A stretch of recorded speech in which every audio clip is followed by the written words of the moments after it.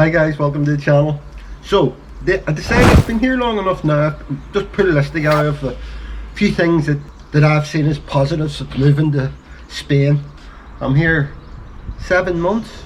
I'm here 7 months. Yeah, 7 months. So, these are in no particular order. Most of them are very important things. They're just three things that I like and things that have made me more and more comfortable with being here. But just from my perspective, right? So no particular order. So let's start. We'll start off with my favourite. And my favourite has turned out to be the winter weather. I can't believe this weather. It's now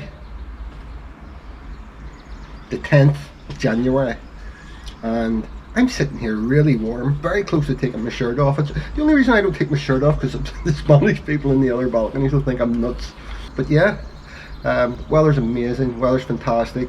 In December there was about 2 weeks where it rained quite a lot and it was a wee bit chillier, but now it's just so good. It cools down now at night and inside the apartment's quite cool, but surprisingly warm. I think it's 21 degrees today. So that's easily a big benefit, and it means that you can walk the dogs, you can do everything and not have to worry about rubbish weather. Next, and remember these are personal, this is for me, lack of direct debits. So you go through your life and you have your mortgage and your car payments and your TV and your Sky payments and everything else, and I got rid of everything, and nearly as an experiment did I believe that I could live without all of those things, and I'm living without them very easily. My direct debits in total per month is around €60, and that's because I have Netflix and I have Spotify and I have car insurance, and that's it. I pay my electric cash and I pay my rent in cash, and that's all my payments for the month, and it's just a lovely feeling. It's an amazing feeling. There's no reason why I don't know about couples and certainly not families, but there's no reason why any single person can't do what I have done, and I live just as well now as I've ever lived, better I have to say, because of my circumstances, because of where I am. Don't have big bills coming in for anything. Next, time to think, able to think without distractions, able to think about things that you want to think about. I'm quite a happy person and I'm kind of positive. Sorry about that, that's Buster. I'm quite a positive person, and but life's hard sometimes.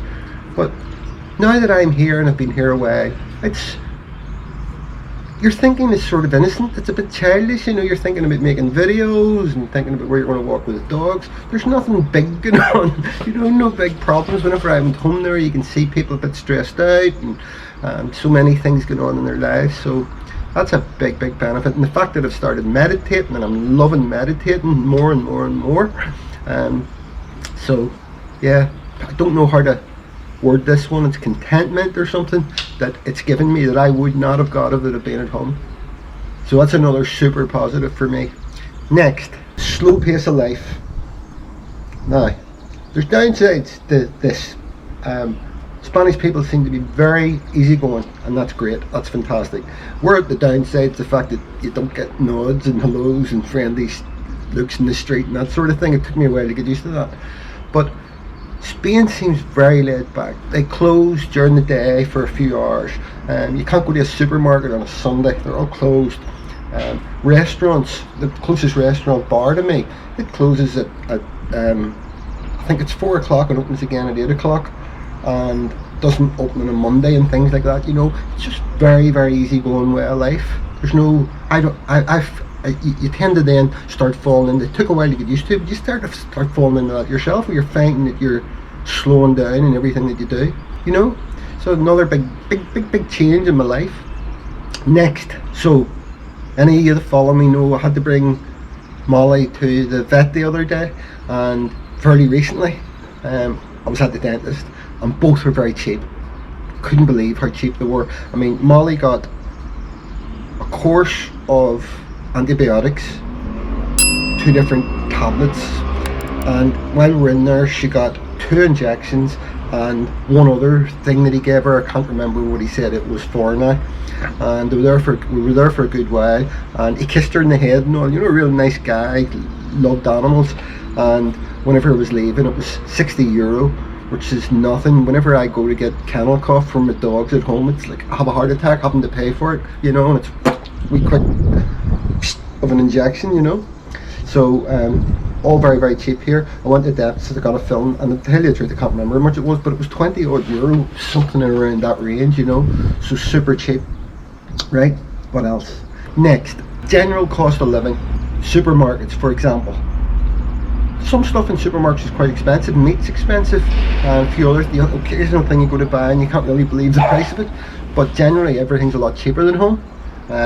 And I'm finding myself spending a lot less than I would on everything, actually. I mean, I'm going to do a video on cost of living and how much I need to survive here, how much I'm using, but it'll really surprise you.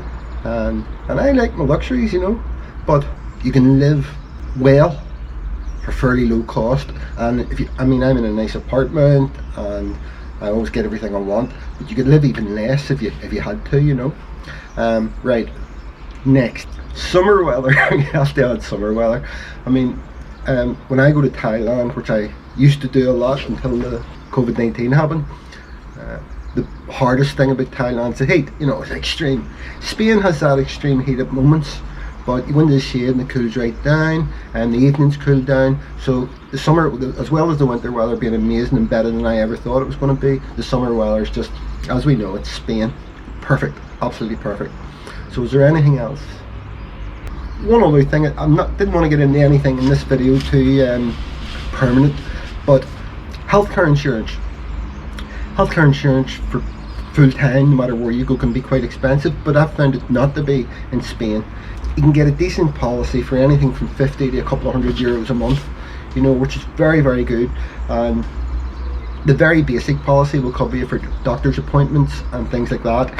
And if you do go to a doctor and you get prescriptions, you do pay for them, but they're very low cost compared to a lot of other places. So yeah, healthcare seems to be super. I mean, for both my vets and my dental appointment, although they're not in your insurance, there's no queues. I just went in and sat down for 20 minutes, half an hour, and got seen.